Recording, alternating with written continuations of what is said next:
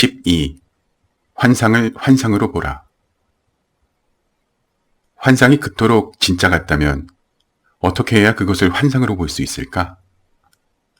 그리고 그것이 환상이라면 어째서 그토록 진짜처럼 보이는가? 인류가 나름대로의 의식 진화를 체험하면서 인간은 이런 물음을 던지기 시작했다. 이제 나는 그 답을 이야기하려 한다. 그러면 너희는 무지의 환상에서 벗어날 수 있을 것이다. 그러나 내가 여기서 주려는 답은 참고를 위한 것이다. 명심하라. 신이 하는 모든 이야기에 대해서 그렇듯이 너희는 읽는 것을 소중한 것으로 받아들이되 오류가 전혀 없는 것으로 받아들이지는 마라. 자신의 최고 출처는 본인 자신이다. 그러니 탈무드를 읽든 성서를 읽든 바가바라 기타를 읽든 코란을 읽든 팔리 경전을 읽든 물문교의 경전을 읽든 권위의 출처를 외부에서 구하지 마라. 차라리 자기 내면으로 들어가서 자신이 발견한 진실이 자기 가슴 속에서 찾아낸 진실과 일치하는지 살펴보라. 그리고 그것이 일치하더라도 다른 사람에게 이 책이 진리라고 말하지 말고 내게는 이 책이 진리라고 말해라. 너희 내면에서 찾아낸 진실 때문에 남들이 너희 사는 방식에 대해 묻는다면 반드시 내 것은 하나의 방법일 뿐이지 더 나은 방법은 아니다라고 말하라. 나와 너희의 대화도 그러하다. 이 대화도 세상을 보는 또 하나의 방식일 뿐이다. 이것이 너희로 하여금 세상을 더 명확하게 보게 한다면 그것으로 좋다. 이것이 너희 나름대로의 내면 진리에 더 가까워지게 한다면 그것으로 좋다.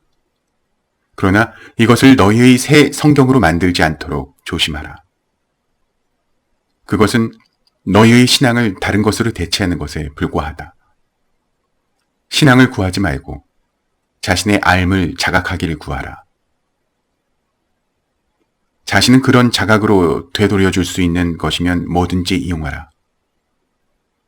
자신이 환상에 따라 살고 있고 그 모두가 진짜가 아님을 이해하라. 그럼에도 환상은 무엇이 진짜인지 가르쳐주고 너희가 그것을 체험하도록 해준다. 환상이 그토록 진짜 같다면 어떻게 해야 그것을 환상으로 볼 수 있는가? 그리고 그것이 진짜로 환상이라면 어째서 그토록 진짜처럼 보이는가? 두 번째 물음에 먼저 답해보자. 환상이 그토록 진짜처럼 보이는 건 많은 사람들이 그것이 환상이 아니라고 믿기 때문이다. 이상한 나라의 앨리스처럼 모든 것이 너희가 믿는 대로 존재한다. 이런 예는 몇천 몇만 가지가 있지만 여기서는 두 가지만 예로 들어보자. 너희는 한때 태양이 지구의 주위를 돈다고 믿었다. 그리고 너희에게는 실제로 그러했다. 게다가 너희의 모든 증거가 그것을 증명했다. 너희는 이 진리를 그토록 확신했기에 그것을 중심으로 천문학 체계 전체를 세웠다. 너희는 한때 모든 물질은 시간과 공간을 매개로 한 지점에서 다른 지점으로 움직인다고 믿었다.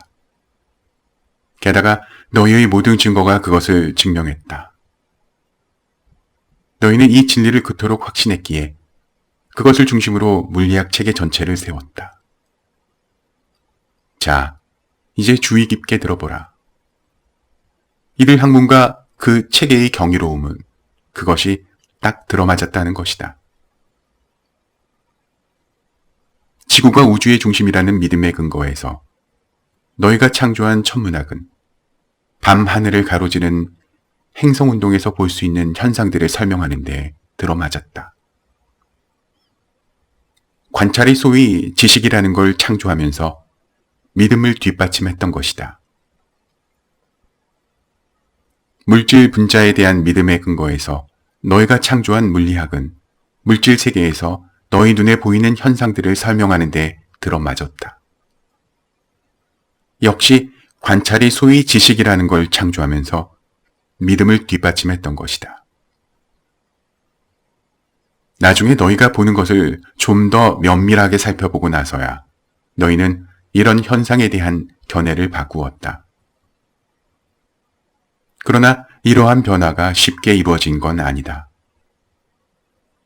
최초로 견해를 바꿔야 한다고 제안했던 사람들은 이단으로 낙인 찍혔고, 좀 더 시대가 지난 후에는 멍청하다거나 착각하고 있다고 매도되었다.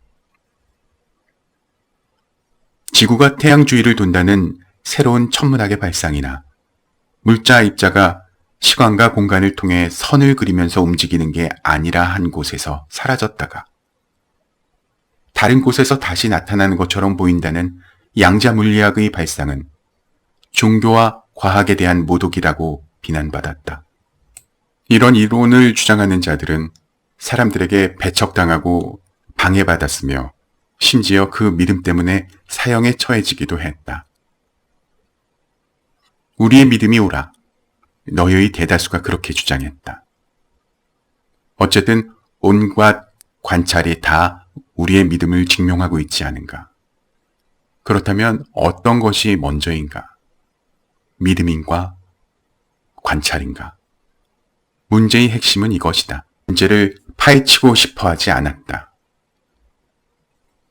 그렇다면 보기를 원하면 그대로 볼 수가 있는가? 관찰하리라고 예상하면 그대로 관찰할 수가 있는가? 좀 더 말해서 관찰하리라고 예상하지 않으면 그냥 지나치고 말 수가 있는가?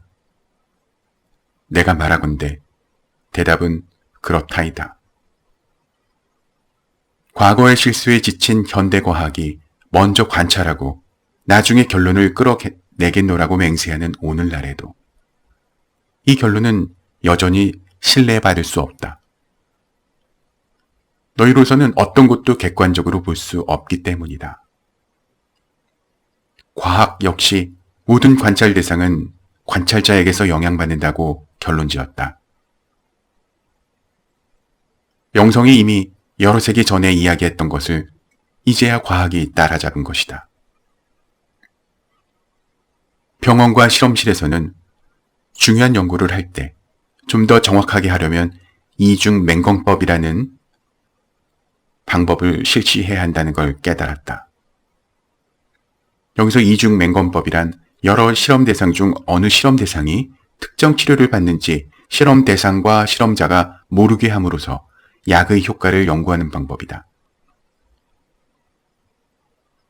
인간이 체험하는 모든 것은 자신이 이미 이해하고 있다고 여기는 것이 문맥 속에서 파악된다. 달리 처리할 방법을 모르니 너희는 이렇게 할 수밖에 없다. 달리 말하면 너희는 환상 안에서 환상을 보고 있다. 그러므로 너희가 환상을 놓고 내리는 모든 결론이 환상에 기초하고 있다. 사실 모든 결론이 다 환상인 것이다. 이제 이것을 너희의 새로운 통찰력으로 삼아 항상 기억하라. 모든 결론은 환상이다. 자, 이제 첫 번째 질문으로 돌아가 보자. 환상이 그토록 진짜 같다면 어떻게 그것을 환상으로 볼 수 있는가? 너희는 방금 환상이 그토록 진짜 같은 이유는 진짜라서가 아니라 그것이 진짜라고 굳게 믿기 때문이라는 걸 배웠다. 그러니 환상을 보는 방식을 바꾸려면 환상에 대한 너희의 믿음을 바꾸어라. 과거에 너희는 보아야만 믿는다고 들었다. 그러나 최근에 제기된 새로운 발상은 믿어야 본다는 것이다. 내가 너희에게 말하노니 이것은 사실이다. 그렇다면 너희가 환상을 만났을 때 그것이 환상이라고 믿는다면 아무리 진짜처럼 보여도 너희는 그것을 환상으로 보지 않겠는가? 그럴 때 환상은 원래 의도대로 궁극의 실제를 체험하기 위한 도구로서 이용될 수 있다.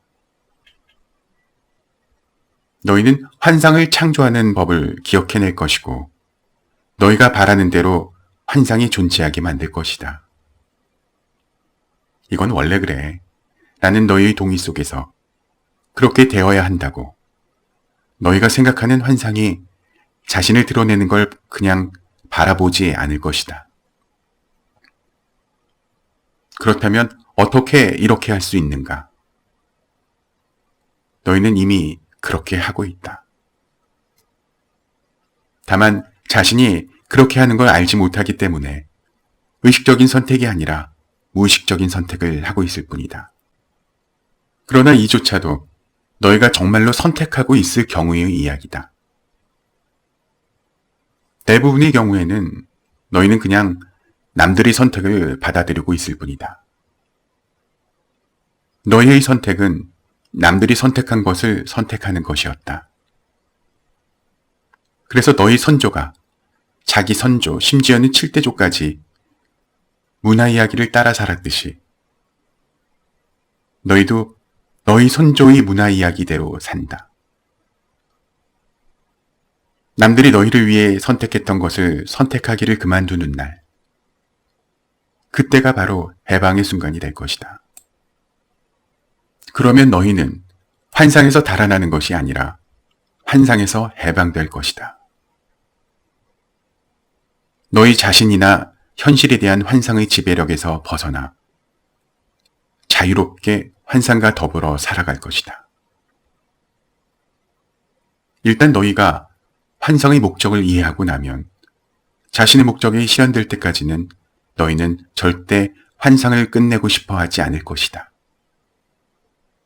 너희의 목적은 참된 자신을 알고 체험하는 것만이 아니라 다음의 자신이 되려는 존재를 창조하는 것이기도 하다. 너희의 역할은 지금이라는 모든 각각의 순간에 너희가 자신에 대해 지금까지 지녔던 가장 위대한 전망의 가장 웅장한 해석으로 너희 자신을 새롭게 재창조하는 것이다. 이것이 너희가 진화라고 불러온 과정이다. 그러나 이 과정이 너희에게 반드시 부정적인 영향을 미치지 않는다. 너희는 이 세상에 있으면서도 그것의 일부가 아닐 수 있다. 그렇게 될 때 너희는 자신이 체험하고자 하는 대로 세상을 체험하기 시작할 것이다. 그리고 체험 자체가 반응이 아닌 행위임을, 그리고 너희의 소유물이 아닌 창작물임을 이해하게 될 것이다.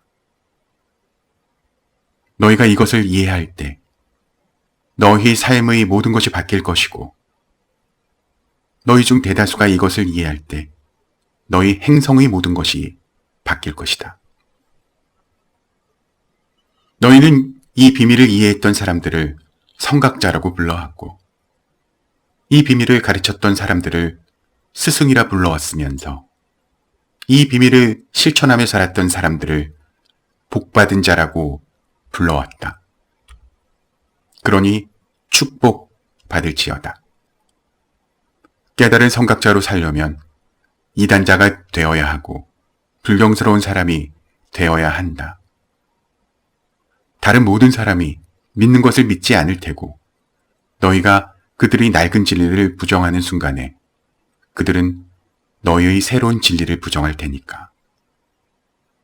너희는 지구 평평하다는 것을 부정했던 사람들처럼 다른 사람이 체험하는 세상이 실제임을 부정할 것이다. 이 시대에도 그랬듯이 이것은 현상의 겉모습에 비추어 볼 때 논쟁의 여지가 없는 확실해 보이는 것에 정면으로 대항하게 만들 것이다. 이 시대에도 그랬듯이 이것은 논란과 이견을 불러올 것이고 끝없는 지평선을 찾아 높이 돛을 올리고 폭풍치는 바다를 건너게 만들 것이다. 그러면 그 시대에도 그랬듯이 너희는 신세계에서 살게 될 것이다. 이것이 시간이 진화된 이후로 너희가 창조하기 위해 기다려왔고 체험하길 되어 있던 세상이다.